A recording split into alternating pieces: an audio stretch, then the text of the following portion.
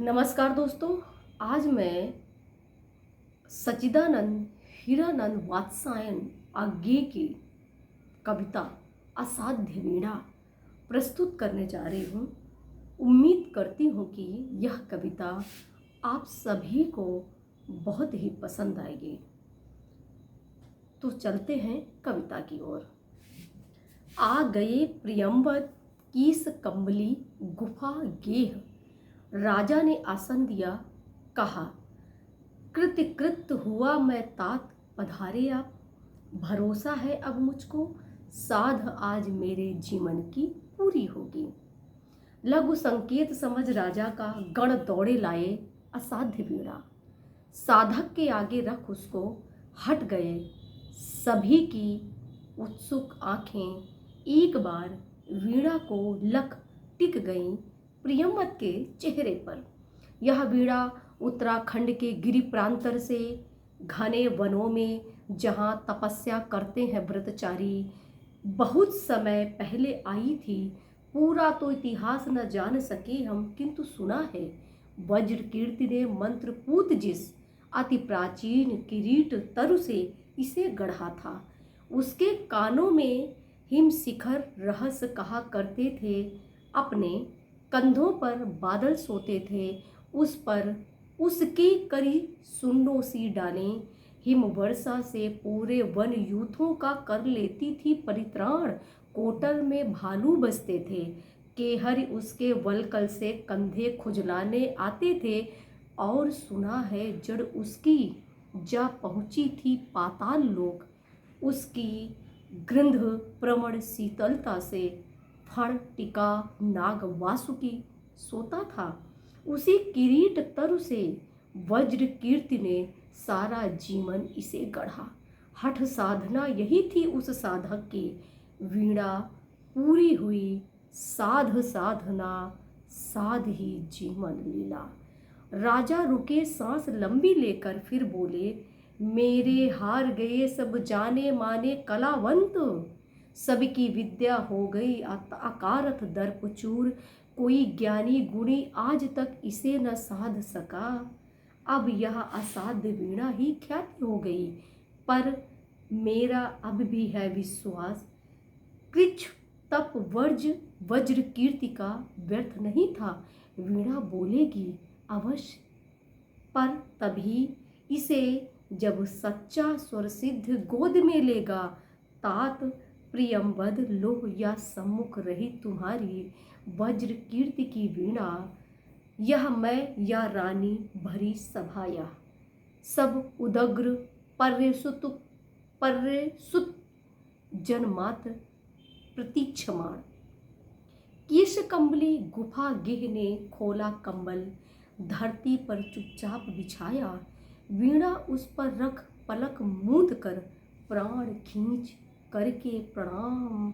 स्पर्श छुअन से छुए तार, धीरे बोला राजन, पर मैं तो कलावंत हूँ नहीं, शिष्य साधक हूँ। जीवन के अनकहे सत्य का साक्षी, वज्र कीर्ति प्राचीन किरीट तरु अभिमंत्रित वीणा। ध्यान मात्र इनका तो गद गद विभल कर देने वाला है। चुप हो गया प्रियंवद, सभा भी मौन हो रही। वाद्य उठा साधक ने गोद रख लिया, धीरे धीरे झुक उस पर तारों पर मस्तक टेक दिया। सभा चकित थी, अरे प्रियंवद क्या सोता है। केस कंबली अथवा होकर पराभूत झुक गया वाद्य पर। वीणा सचमुच क्या है असाध्य, उस पर स्पंदित सन्नाटे में मौन प्रियंवद साध रहा था। वीणा नहीं, स्वयं अपने को शोध रहा था। सघन निबिड़ में वह अपने को सौंप रहा था उस किरीट तरु को। कौन प्रियंवद है कि दंभ कर इस अभिमंत्रित कारुवाद्य के सम्मुख आवे। कौन बजावे यह वीणा जो स्वयं एक जीवन भर की साधना रही।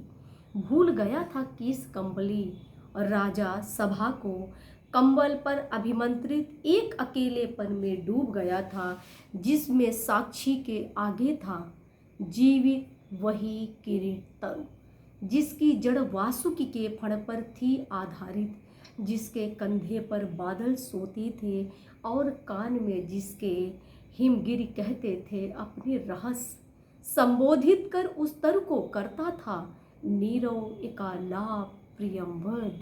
ओ विशाल तरु, सत सहस्त्र पल्लवन पतझरों ने जिसका नित रूप समारा, कितनी बरसातों कितने खद्योतों ने आरती उतारी, दिन भौरे कर गए गुंजरित, रातों में झिल्ली ने अनकथ मंगल गान सुनाए, सांझ सवेरे अनगिन अनचिन्हे खगकुल की मोद भरी क्रीड़ा काकली, डाली डाली को कपा गई ओह दीर्घ काय, ओह पूरे झारखंड के अग्रज तात सखा गुरु आश्रय त्राता महाछाय, ओ व्याकुल मुखरित वर ध्वनियों के वृंदगान के मूर्त रूप, मैं तुझे सुनूं देखूं ध्याऊं अनिमेष स्तब्ध संयत संयुत निर्वाक, कहाँ साहस पाऊं छू सकूं तुझे, तेरी काया को छेद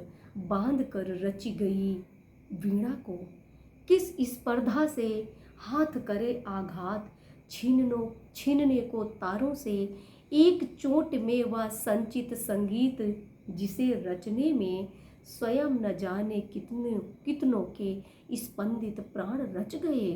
नहीं नहीं, वीणा या मेरी गोद रखी है रहे, किंतु मैं ही तो तेरी गोद बैठा मोद भरा बालक हूँ। ओ तात, ओ तरु तात संभाल मुझे, मेरी हर किलक पुलक में डूब जाए, मैं सुनूं गुनूं विस्मय से भर आंकूं, तेरे अनुभव का एक एक अंतः स्वर, तेरे दोलन की लोरी पर झूमूं मैं तन्मय, गातूं तेरी लय पर से मेरी सांसें भरे पूरे रीते विश्रांति पाए, गातूं यह वीणा रखी है तेरा अंग अपंग, किंतु अंगी तू अछत आत्मभरित रस विद, तू गा तेरे मेरे अधियारे अंतस में आलोक जगा, स्मृति का श्रुति का तू गा तू गा तू गा तू गा। हाँ मुझे स्मरण है, बदली कौंद पत्तियों पर वर्षा बूंदों की पटपट, घनी रात में महुए का चुपचाप टपकना, चौके खग सावक की चिहुक, शिलाओं को दुलराते वन हरने के द्रुत लहरीले जल का कल निदान, कोहरे में छनकर आती पर्वती गांव के उत्सुक ढोलक की थाप, गरड़ियों की अनमनी बांसुरी, कटफोड़े का ठेका, फलसूनी की आतुर फुरकन, ओस बूंद की ढरकन इतनी कोमल तरल कि झरते झरते मानो हर सिंगार का फूल बन गई। भरे शरद के ताल लहरियों की सरसर ध्वनि, कूंजों का क्रेकार, कांद लंबी टिट्टी भिकी, पंख युक्त सायक सी हंस बलाका, चीड़ वनों में गंध अंध उन्मद पतंग की जहाँ तहाँ टकराहट, जल प्रताप का प्रलुत पुलुत एक स्वर, झिल्ली दादुर कोकिल चातक की झंकार, पुकारों की यति में संस्कृति की साएं साएं। हाँ मुझे स्मरण है, दूर पहाड़ों से काले मेघों की बाण, हाथियों का मानो चिघाड़ रहा हो यूथ, घरघराहट चढ़ती बहिया की, रेतीले कगार का गिरना, छप छड़ाप झंकार की फुफकार तप्त, पेड़ों का अररा कर टूट टूट कर गिरना, ओले की कर्री चपत जमे पालेक से तनी कटारी सी सूखी घासों की टूटन, ऐठी मिट्टी का स्निग्ध घाम में धीरे धीरे रिश्ना, हिम तुषार के फाहे धरती के घावों को सहलाते चुपचाप, घाटियों में भरती गिरती चट्टानों की गूंज, कांपती मंद्र गूंज अनुगूंज, सांस खोई सी धीरे धीरे नीरव।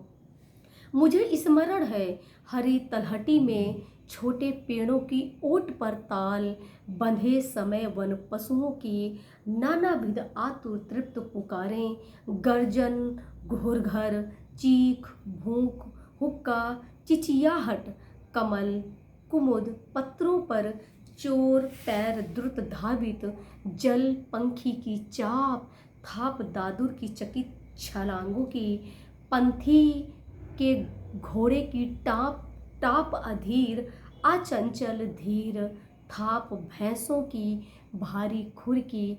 मुझे स्मरण है उझक क्षितिज से किरण भोर की पहली, जब तकती है उस बूंद को उस क्षण की सहसा चौकी सी सिहरन, और दोपहरी में जब घास फूस अनदेखे खिल जाते हैं, मौमाखियाँ असंख्य झूमती करती हैं गुंजार, उस लंबे बिल में क्षण का तद्रा लंस ठहराव, और सांझ को जब तारों की तरल कपकपी स्पर्शहीन झरती है, मानो नभ में तरल नयन ठिठकी, निसंख्य संवत्सा युवती माताओं के आशीर्वाद उस संधि निमिष की पुलकन लीयमान।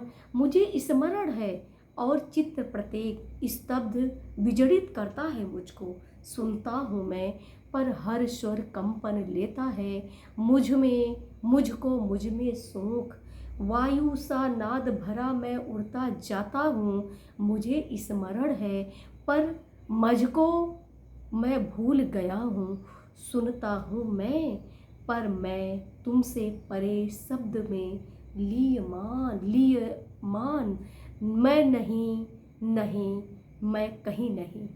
ओ रे तरु, ओ वन, ओ स्वर संभार, नाद में संस्कृति, ओ रस प्लावन, मुझे क्षमा कर भूल अकिंचनता को मेरी, मुझे ओट दे ढक ले छा ले, ओ शरण मेरे गूंगेपन को, तेरे साई स्वर सागर का ज्वार डुबा ले। आ मुझे भुला तू उतर वीण के तारों में, अपने से गा अपने को गा, अपने खग कुल को मुखरित कर, अपनी छाया में पले मृगों की चौकड़ियों के ताल बांध, अपने छायातम वृष्टि पवन पल्लव कुसुमन की लय पर अपने जीवन संचय को कर छंद युक्त, अपनी प्रज्ञा को वाणी दे। तू गा तू गा, तू सन्निधि पा, तू खो, तू आ, तू हो, तू गा तू गा। राजा जागे, समाधिस्थ संगीतकार का हाथ उठा, कांपी थी उंगलियां, अलस अंगड़ाई लेकर मानो जाग उठी थी वीणा, किलक उठे थे स्वर शिशु, नीरव पदा रखता जालिक मायावी, और सधे करों से धीरे धीरे धीरे डाल रहा था जाल हेम तारों का। सहसा वीणा झनकना उठी, संगीतकार की आंखों में ठंडी पिघली ज्वाला सी झलक गई, रोमांच एक बिजली सा सबके तन में दौड़ गया। अवतरित हुआ संगीत स्वयंभू, जिसमें सोता है अखंड ब्रह्मा का मौन अशेष प्रभा में। डूब गए सब एक साथ, सब अलग अलग एकाकी पार तिरे, राजा ने अलग सुना जय देवी यशः काय, वरमाल लिए गाती थी मंगल गीत, दुदुम्भी दूर कहीं बसती थी, राज मुकुट सहसा हल्का हो आया था, मानो हो फूल शिरीष का, ईर्ष्या महदाकांक्षा द्वेष चाटुता, सभी पुराने लुगड़े से झर गए, निखर आया जीवन कांचन, धर्म भाव से जिसे निछावर वह कर देगा। रानी ने अलग सुना, छटती बदली में एक कौंद कह गई, तुम्हारे ये मणि माणक, कंठहार, पट वस्त्र, मेखला, किंकिणी सब अंधकार के कण है, ये आलोक एक है, प्यार अनन्य है उसी की। विद्युलता घेरती रहती है, रस भार मेघ को, थिरक उसी की छाती पर उसमें छिपकर सो जाती है। आश्वस्त सहज विश्वास भरी रानी उस एक प्यार को साधेगी। रानी उस एक प्यार को साधेगी, उस एक प्यार को साधेगी। सबने भी अलग अलग संगीत सुना इसको, वह कृपा वाक्य था प्रभुओं का उसको, आतंक मुक्ति आश्वासन इसको, वह भरी तिजोरी में सोने की खनक उसे, बटुली में बहुत दिनों के बाद अन्न की सोंधी खुदबुद, किसी एक को नई वधु की सहमी सी पायल ध्वनि, किसी दूसरे को शिशु की किलकारी, एक किसी को जाल फंसी मझली की तड़पन, एक अपर को चहक मुक्त नभ में उड़ती चिड़िया की, एक तीसरे को मंडी में ठेल मठेल ग्राहकों की आस्पर्धा भरी बोलियां, चौथे को मंदिर की ताल युक्त घंटा ध्वनि और पांचवें को लोहे पर सधे हथौड़े की सम चोटें और छठे को लंगर पर कसमसा रही नौका पर लहरों की अविराम थपक।